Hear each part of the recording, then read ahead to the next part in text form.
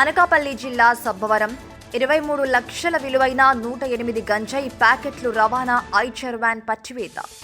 గంజాయి తరలిస్తున్న 5 నిందితులు అరెస్ట్. 40 లక్షల సొత్తు, 5 మొబైల్ ఫోన్లు స్వాధీనం.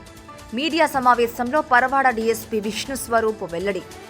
రైల్వే శాఖకు చెందిన ఐరన్ మెటీరియల్ మాటున సుమారు 23 లక్షల విలువైన 224 కిలోలు 108 ప్యాకెట్లను ఐచర్ వ్యాన్లో అక్రమంగా తరలిస్తున్న 5 నిందితులను సబ్బవరం పోలీసులు శనివారం రాత్రి వలపన్ని పట్టుకున్నారు.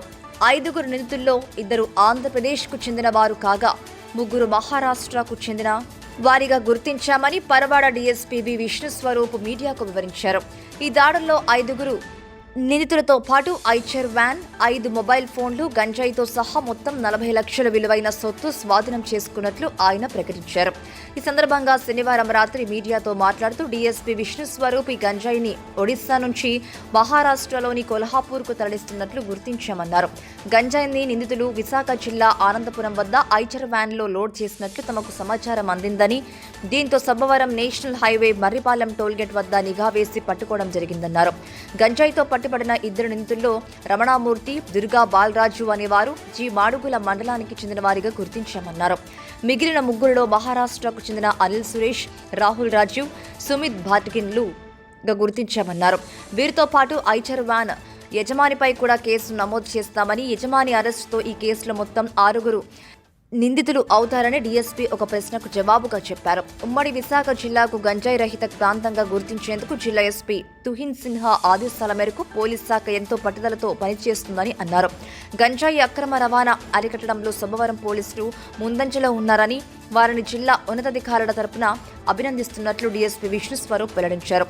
పట్టుబడిన శీలావతి గంజాయి ప్రాపర్టీతో పాటు నిందితుల 5 సోమవారం కోర్టు ప్రవేశపెడతామని డీఎస్పీ వివరించారు. ఈ సమావేశంలో Sabbavaram police circle inspector Pinninchi Ramana, sub inspector Simhachalam, police సిబ్బంది పాల్గొన్నారు.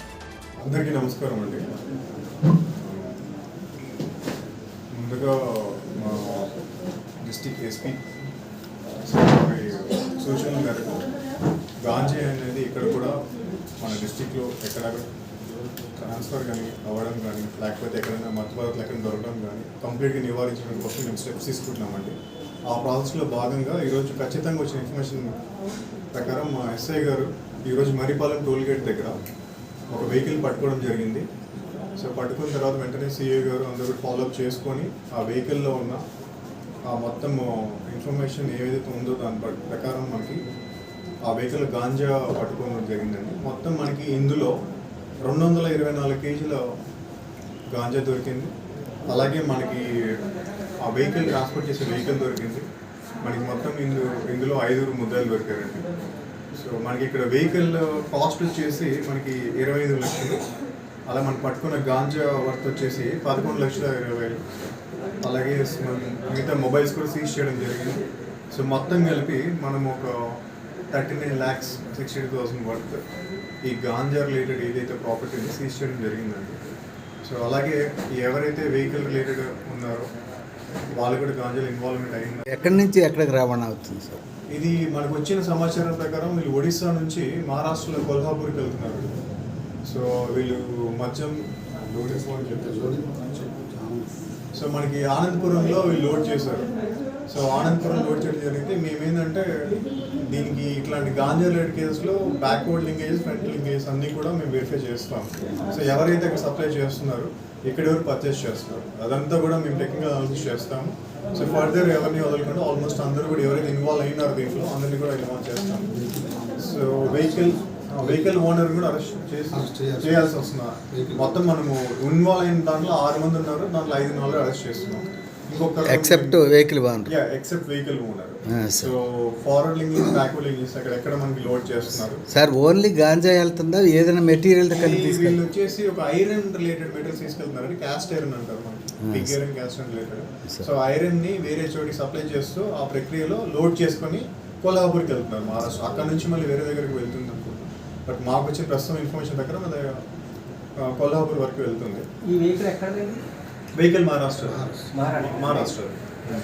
కప్ పెట్టేసారు ఎస్ఐ గారు. తార్పాన్ వేసేసి ఐరన్ లోడ్తో పాటు ఐరన్ లోడ్ని తార్పాన్తో కప్పించారు. వెంటనే ఆ తార్పాన్ కిందలో ఈ 11 బ్యాగుల్ని కన్సీల్ చేయడం జరిగింది. ఇన్ఫర్మేషన్ మీదకి ఇమీడియట్ ఆఫీసర్ తెలియపరిచి with the help of immediate officer conceal చేశారు. రేపు కోర్టులో విత్ ప్రాపర్టీ ప్రజెంట్ చేస్తారు అన్నారు.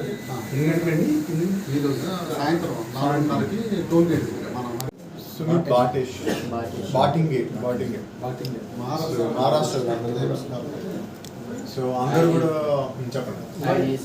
ఆయన 19 ఏళ్ళు అండి. సుమిత్ బాటింగే 19 ఏళ్ళు. మొత్తం అందరినీ కూడా తీసుకోవడం జరిగింది.